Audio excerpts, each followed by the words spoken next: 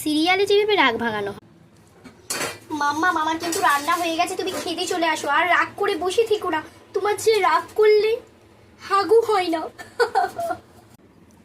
মাম্মা, আমার রাগ করে থেকো না, আমি তোমার জন্য খাবার নিয়ে চলে এসেছি, তাড়াতাড়ি এসো মাম্মা, দরজাটা খোলো।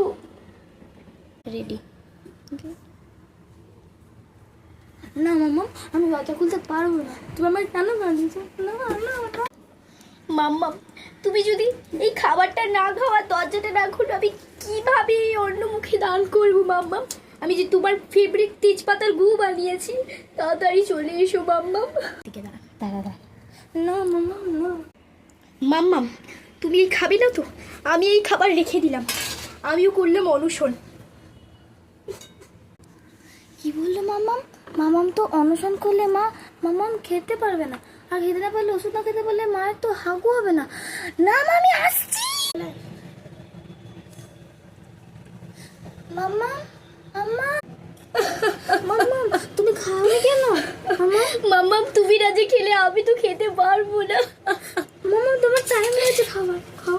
মাম্মা, তুমি আগে খাও, খাও মাম্মা। আমার মাম্মা কত ভালো, আমার কত খেয়াল রেখে আমি তোমাকে বলতে পারলাম।